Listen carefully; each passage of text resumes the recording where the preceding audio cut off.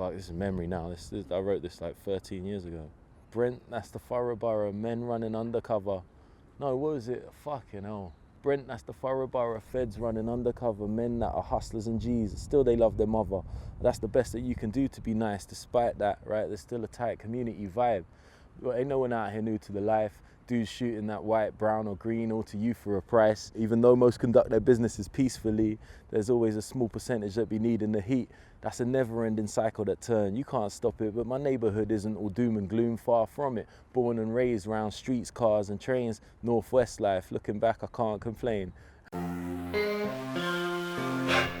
This is basically where I was born, where I grew up. These flats here, Willesden Green and Kilburn. This is where a lot of my inspiration, my energy comes from even to this day. I think music was always a passion. It wasn't something initially that I thought I would be a part of myself, but there's something about rap, it was the energy of it that excited me. But I didn't get heavy into it because I thought it's probably not for me. Because you see the rap videos and I thought, oh yeah, like it's for tough guys. Weirdly, I always wrote rhymes. They weren't initially raps, they were just like little poems. I just write rhymes about girls. I think the first one was a girl called Vanessa. I used to write rhymes about her all the time and then go into school gassed like I was gonna tell her the rhyme, and I never ever had the guts. It's like an itch I needed to scratch.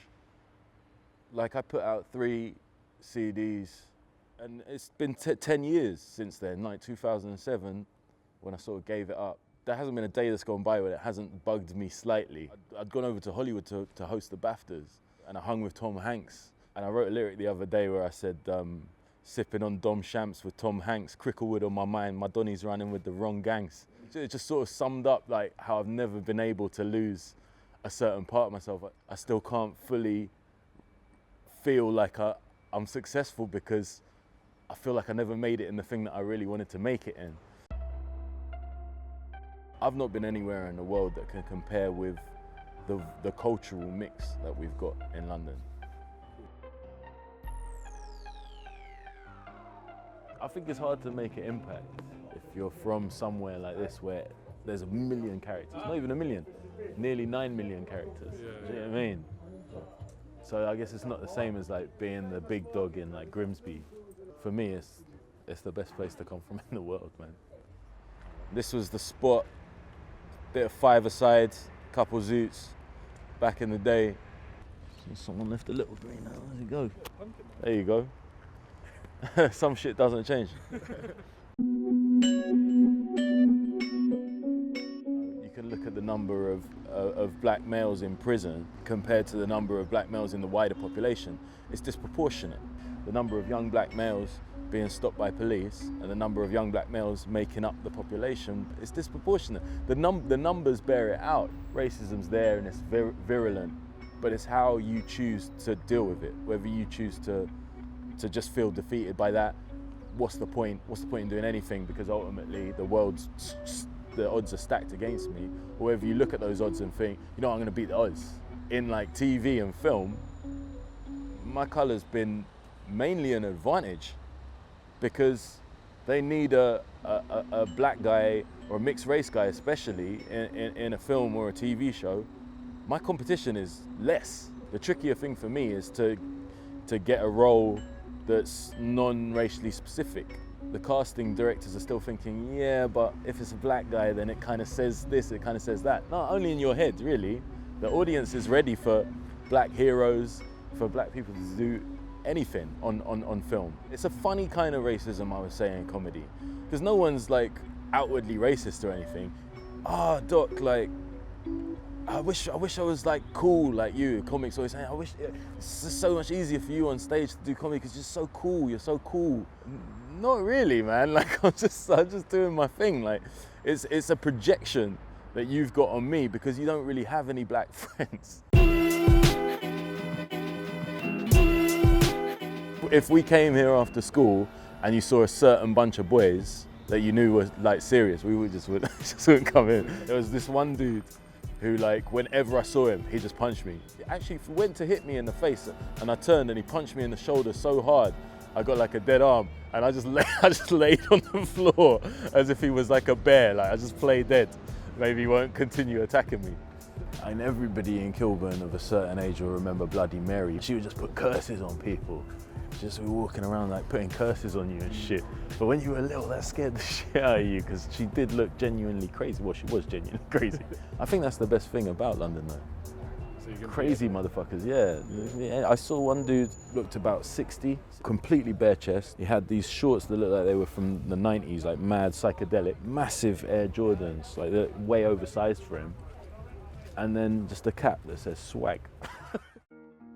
And this little spot here that we're on now is just, it's like our own little budget version of Parliament Hill or Hampstead Heath, you know, where you see a much less fashionable part of the city, but you feel like you got something to look to.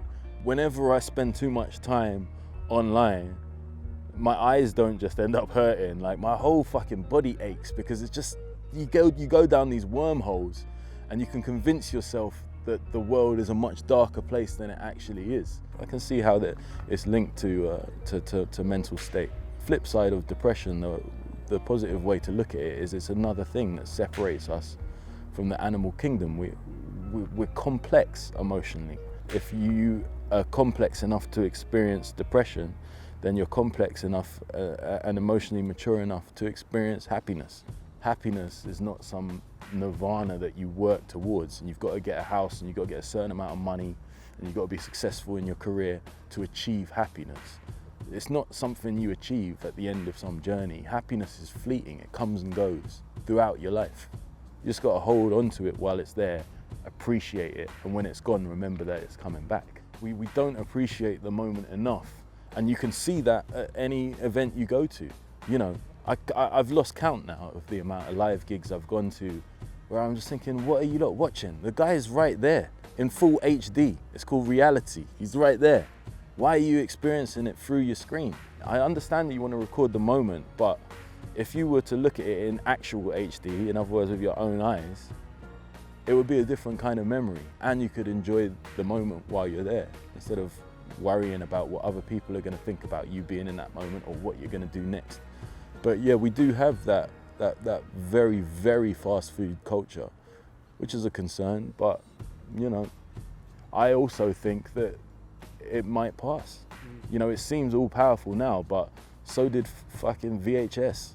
The world existed for a long time before fucking Snapchat, do you know what I mean? If you switch off your screen just for a little bit and take some downtime, have some eye contact, chat to some people, go somewhere like this where it's like a little bit peaceful and just reflect for a minute.